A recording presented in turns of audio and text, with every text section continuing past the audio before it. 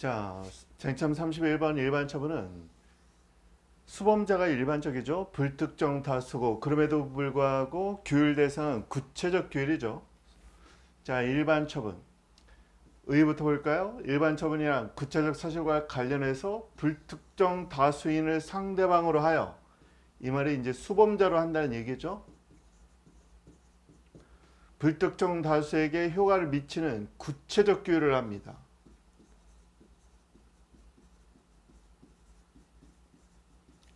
일반 처분의 대표적인 건요. 일반 처분의 대표적인 것은 우리가 횡단보도 설치 생각하면 되겠어요. 횡단보도를 설치하고 횡단보도 설치하면서 이제 예를 들면 교통신호기도 들어가죠. 교통신호기 설치입니다. 자, 횡단보도 설치와 관련해서 실제 판례가 있었으니까 좀 알아두세요. 판례 사실관계를 얘기하자면 자, 도로가 있었어요. 도로가 있었는데 밑에 지하상가가 있었습니다. 지하상가. 지하상가에 상인들이 있었거든요. 자, 사람들이 지하상가로 다니면서 지하로 내려가서 지하상가를 통해서 도로를 건넙니다. 그럼 여기서 이제 지름신이 내려서 물건을 사죠. 근데 갑자기 여기 횡단보도를 설치했어요. 그럼 이제 사람들이 밑으로 안 다니겠죠. 그러면 매출이 떨어지겠죠. 그랬더니 지하상가 상인들이 이 교통신호기 설치와 관련해서 취소동을 제기한 겁니다. 교통신호기 설치는요, 또는 횡단보도 설치, 교통신호기 설치 같은 경우는 이런 경우에는 이 도로를 통행하는 불특정 다수인을 수범자로 합니다. 그래서 수범자가 일반적이죠. 그렇지만 이 횡단보도 앞에서는 일시 정시를 해야 되고 그리고 보행자들도 여기로만 건너야 되는 구체적 규율을 받죠. 이게 바로 일반 처분이에요. 지하상가 상인들이 횡단보도 설치 자체를 다툴 때 일반 처분이기 때문에 대상적 경우는 인정이 됐습니다. 그런데 이런 횡단보도 설치로 인하여 지하상가 상인들이 매출이 감소하는 건 단순히 사실상 경제상 이익침해에 불과하다. 그래서 원고적 경우를 인정하지 않습니다. 이건 원고적 격 파트에서 배우게 될 거예요. 자, 대인적 일반 처분은 사람을 대상으로 하는 일반 처분이죠. 해산명령 같은 게 여기에 해당되겠네요. 집행금지 처분. 시험은 대부분 대물적 일반 처분이 나와요. 물적 행정행위로서 일반 처분. 대인적의 대꾸는 대물적 처분이죠. 물적 행정행위는 행정행위 직접적 규율 대상이 물건이고 사람은 물건과의 관계를 통해서 간접적으로 규율을 받습니다. 규율 대상이 물건, 즉 도로에 횡단보도를 설치하면 이 물건에 대한 횡단보도가 설치됨으로 하여 운행자와 운전자 또는 보행인들의 권리물에 영향을 미치는 거죠. 사람은 물건과의 관계를 통해서 간접적으로 규율을 받습니다. 공용개시 이건 이제 강론에서 나오는 개념이에요. 도로 통행을 할 수 있도록 공용개시, 공용이라면은 일반 공중이 사용할 수 있도록 개시하는 겁니다. 우리가 도로를 새롭게 깔면요, 나중에 이게 팻말 같은 게 붙어 있어요. 보면 옆에 보면 매달 며칠에 개통한다 돼 있죠. 그게 이제 공용 개시 행위입니다. 교통 표지판 설치 이게 이제 횡단보도 설치와 교통 표지판 설치가 실제 사례가 있는 내용이에요. 개별공시지가 같은 경우는 보통 우리가 과세처분의 근거가 되죠. 개별공시지가에 따라서 조세부과 처분이 이루어집니다. 아까 제가 설명했던 횡단보도 설치는 교통 표지판 설치와 관련되어 있습니다. 일반 처분에 대한 항고성을 제기한다면, 특히 이제 취소소송 같은 걸 제기한다면 소재기 적법성, 이건 이제 소송 요건을 물어보는 질문 형태죠. 소송 요건을 충족해야 소재기는 적법해집니다. 그래서 사례에서 소재기가 적법하냐 물으면 다른 질문으로 바꾸면 소송 요건을 갖추었느냐 이런 질문 형태가 되는 거예요. 먼저 일반 처분도 처분이가 대상적 경우는 있습니다. 원고적 격이 인정되지 않는 경우가 많은 거죠. 일반 처분은 불특정 다수인에 대한 이게 일반적이고 구체적 규율이니까 처분입니다. 국민의 권리의무에 직접 영향을 미쳐요. 즉 대적으로 국민의 권리의무에 직접 영향을 미치는 처분이다. 따라서 대상적격은 충족이 되겠죠. 이런 일반 처분에 의해서 자신의 법률상 이익이 직접적으로 침해된 자는 원고적격이 인정될 수 있습니다. 다만 판례는 횡단보도 설치와 관련해서 물적 일반 처분이다. 처분성을 긍정했기 때문에 대상적격은 충족이 된 거죠. 그렇지만 인근 지하상가 상인들이 통행인 감소에 따른 영업이익 감소는 간사경, 간접적, 사실적, 경제적 이익 침해에 불과해서 원고적격을 부인한 바 있습니다. 일반 처분은요, 대상적격은 다 인정돼요. 원고적격은 인정될 때도 있고 안 될 때도 있는 겁니다. 자, 이 용어는 좀 알아두면 좋겠네요. 돌직구가 있죠. 돌직구의 반대말은 개직구입니다. 개직구. 개발세발 넘어간다. 개직구. 간사한 녀석, 간사경. 판례 키워드인데요. 개별적, 직접적, 구체적, 법률상 이익. 법률상 이익이 개별적, 직접적, 구체적으로 법률상 이익의 침해 또는 침해될 우려가 있으면 원고적격이 인정됩니다. 간사경이나 간접적 또는 사실적 또는 경제적 이익 침해에 불과하다. 간사경. 이런 거 우리가 반사적 이익 침해로 봐요. 이런 반사적 이익이 침해될 때는 원고적격이 인정되지 않습니다. 반사적이라는 말은 규율을 하지 않아서 반사적으로 누리는 이익에 불과하다. 즉 법률이 직접 보호하는 이익이 아니라는 거죠. 결국 원고적격에서는요. 법률이 보호하는 이익, 줄여서 법률상 이익이 침해됐을 때만 원고적격이 인정됩니다. 반사적 이익이 침해되면 원고적격이 인정되지 않아요. 자, 개직구 법률상 이익, 간사경 반사적 이익, 이거는 두 문자로 알아두세요. 자, 제소기간. 제소기간은 불특정 다수인을 대상으로 하기 때문에 처분의 상대방이 특정되어 있지 않습니다. 따라서 특정인이 없기 때문에 특정인에게 송달할 수 없죠. 처분서가 송달될 수 없어요. 그래서 고시 공고에 의해서 보통은 처분의 효력을 발생하게 합니다. 고시 공고는 나중에 뒤에서 배우겠지만 일간지에 게재하거나 관보에 게재하는 식으로 해서 고시 공고를 하는 거죠. 고시 공고에서 처분을 발령하게 됩니다. 이러한 고시 공고의 효력 발생일에 고시 공고의 효력 발생일이 처분이 있음을 안 날이 돼서 90일 제소기간이 진행이 됩니다. 보통 일반 처분을 고시 공고할 때는 그 고시 공고 문서에요. 효력 발생일을 보통 명시해 줍니다. 보통 효력 발생일이 명시되어 있지 않으면 고시 공고한 날로부터 5일이 경과하면 이제는 받겠지. 5일 경과시가 고시 공고의 효력 발생일이 됩니다. 이거 나중에 뒤에서 배워요.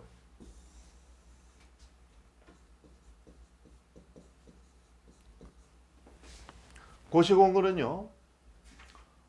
고시공고는 불특정 다수인에게 하는 게 원칙이고 예외적으로 특정인에게 할 때도 있습니다.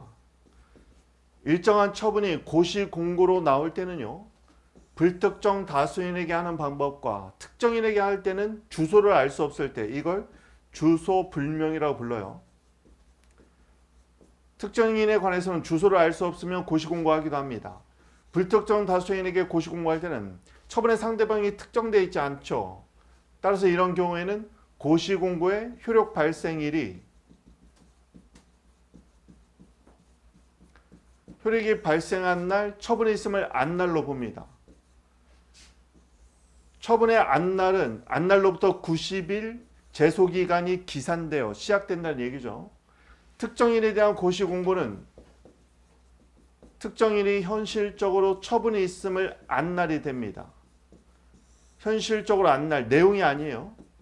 뭐가? 처분이 있음을 안날로부터 90일이 됩니다. 그렇다면 처분이 고시공고에서 나올 때 언제 효력 발생일이냐? 첫 번째는 보통 고시공고 문서에 며칠부터 효력이 발생한다고 명시가 되어 있어요. 두 번째, 만약에 고시공고에 명시가 되어 있지 않으면 5일 경과시가 됩니다. 따라서 고시공고하고 효력 발생일에 명시되어 있지 않으면 5일 뒤에 효력이 발생하고 그날로부터 90일 내에 소송을 제기할 수 있으니까 고시공고하는 날로부터는 5일 플러스 90일, 95일이겠죠. 이건 나중에 뒤에서 배웁니다. 그리고 이거는 굉장히 중요해요. 단문으로도 중요하고 그리고 변호사 시험에서는 사례로도 출제된 바가 있습니다. 나중에 뒤에서 배우게 될 거예요. 지금 기본 강의이기 때문에 막 세세한 것까지 다 하려고 하기보다는 개념과 논리 맥락을 이렇게 익히는 게 중요합니다. 일반 처분은 처분의 종류 중에 하나인 거예요. 지금 우리는 뭘 배우고 있는 거냐? 자, 총론 중에서 일반행정작용법, 그 중에 행정행위를 배우고 있어요. 처분이죠. 처분은 개별적, 구체적 규율이다. 의의를 먼저 배웠습니다. 구체적, 개별적, 구체적 규율이다. 그래서 행정입법과 구별이 되는 거죠. 그리고 이런 행정행위는 보통 항고소송의 대상이 되는 처분이라고 했습니다. 항고소송의 여러 가지 종류 중에 저번 시간에 배웠던 것처럼 수익적 처분 또는 침익적 처분, 다른 말로 침해적 처분이라고 하죠. 그런 것이 있고 또는 제3자의 행정행위도 있었는데 그 중에 우리는 지금 일반 처분을 배우고 있는 겁니다. 일반 처분은 처분의 상대방이 특정되어 있지 않고 불특정 다수인에게 이루어지는 그러한 처분을 일반 처분이라고 부른다. 우리는 지금 행정행위 종류를 배우고 있습니다. 자, 이것들은 단문으로 대비를 해 주셔야 돼요. 나중에 본격적으로 암기를 하면 됩니다. 고시공고는 효력 발생일에 처분에 있음을 안날로 본다. 보통 제소기간, 소송을 제기할 수 있는 기간은 처분이 있은 날로부터 1년, 처분이 있음을 안날로부터 90일이에요. 나중에 배웁니다. 안날 90일, 있은 날 1년. 여기는 안날이에요. 있은 날이 아니죠. 다음. 자, 효력 발생 시기를 구체적으로 정하고 있지 않으면 고시공고가 있는 날로부터 5일이 경과한 날이 효력이 발생한 날이 되고 이 날이 안날이니까 이 날로부터 90일이 제소기간 기간이 됩니다. 따라서 이렇게 합하면 최장 95일인 거죠. 즉 고시공고가 있는 날로부터 95일이 지나면 소송을 더 이상 제기할 수 없는 불가쟁력이 발생합니다. 제소기간 알아두세요. 자, 이렇게 5일 경과 시 효력이 발생한다는 것은 행정효율과 협업 촉진에 관한 규정이라고 되어 있지만 나중에 보면 대통령령이에요. 다음, 일반 처분의 절차와 관련된 문제입니다. 이건 어려운 게 뭐냐면 행정 절차는 나중에 뒤에서 배워야 돼요. 근데 미리 나오는 거죠. 사전 통지와 의견 청취 절차가 있는데 이거는 처분의 상대방이 특정되어야 됩니다. 일반 처분은 처분의 상대방이 특정되어 있다, 특정되어 있지 않다. 불특정 다수인이죠. 특정되어 있지 않기 때문에 사전 통지와 의견 청취 절차의 대상이 되겠다, 안 되겠다? 안 되는 겁니다. 일반 처분은 상대방을 특정할 수 없으므로 처분의 성질상, 즉 불특정 다수인에게 발령되는 처분이기 때문에 상대방의 사전 통지 또는 의견 청취 절차를 거칠 수가 없게 됩니다. 따라서 사전 통지와 의견 청취 절차는 생략이 되는 거죠. 다음, 고시제도와의 관계는 일반 처분은 처분의 상대방을 특정할 수 없으므로 행정심판법 58조 1항 직권 고시의 대상이 아닙니다. 다만 이해관계인이 요구하면 그때는 고지해 줄 수 있어요. 고지하여야 한다. 의무로 되어 있는 거죠. 행정심판법 58조 나중에는 암기를 해야 됩니다. 자, 일반 처분에 대해서 법률상 이익이 침해되는 누군가가 취소를 제기해서 취소 판결이 나왔다면 이 취소 판결은 소송을 제기한 그 자에게만 미치겠느냐 아니면 처분이 규율하고 있는 불특정 다수인 전체에게 미치겠느냐, 그게 바로 대세예요. 일반 처분이 취소 판결을 받았다면 소송의 당사자인 원고는 당연히 판결의 효력을 받겠죠. 다만 일반 처분의 쟁송 취소의 소급표라는 건 판결이, 여기 보세요. 운전면허 취소 처분이 나왔어요. 그런데 쟁송, 취소 소송이나 취소 심판을 제기해서 쟁송 취소가 됐어요. 그러면 과거로 거슬러 올라가 이 처분 자체를 소멸시켜 주는 거죠. 이 과거로 가는 걸 소고표라고 부르죠. 당연히 판결은 소고표가 인정돼야 권리구제가 되겠죠. 이런 취소 판결의 소고표 등이 소송의 당사자인 원고에게만 미칠 거냐, 대세요, 제3자요라고 되어 있죠. 이해관계를 갖는 제3자에게까지 그 효력이 미칠 거냐, 상대적 효력설은 소송 당사자에게만 미친다. 절대적 효력설은 처분 자체가 취소가 되면 그 처분이 규율하고 있는 모든 자들에게 효력이 미칠 거다. 획일적 규율을 위해서 제3자에게도 소고표가 미친다는 견해. 자, 이 견해는요, 처분이 취소가 돼서 앞으로 효력이 없다는 건 누구에게나 다 효력이 미치겠지만 소고표는 소송을 제기한 당사자에게만 미친다는 얘기입니다. 장래우는 절대적 효력으로서 모든 자에게 미치지만 소고표는 소송을 제기한 자에게만 미치는 걸로 봐야 되겠다. 자, 소고표는 불가쟁력이 발생하지 않은, 즉 제소기간이 도과되지 않은 제3자에게만 미친다고 보는 견해입니다. 불가쟁력이 발생한 자에게는 소고표를 인정하지 않는 거죠. 일반 처분은 불특정 다수인을 대상으로 하는 처분이라는 점, 공법관계 획일적 규율과 명확성을 위해서 처분이 취소가 됐다면 절대적 효력을 인정해야 되지 않겠느냐. 이게 단점은 뭐냐면 일반 처분은 모두 불특정 다수인에게 영향을 미치는데 한 사람이 총대를 매야 돼요. 누군가 소송을 제기하면 소송 제기하려면 시간과 노력과 돈이 필요하잖아요. 그런데 취소 판결이 나면 그 판결의 효력은 모든 사람이 누려. 그럼 서로 막 꺼려 하겠죠. 네가 해. 그러다 보니까 이런 논란이 나오는 거예요. 그렇지만 행정법 관계의 특수성은 행정법 관계를 획일적으로 처리해야 될 필요가 있어요. 왜? 법적 안정성을 위해서. 얘한테는 처분이 취소가 됐는데 얘한테는 취소되지 않대. 좀 말이 안 되잖아요.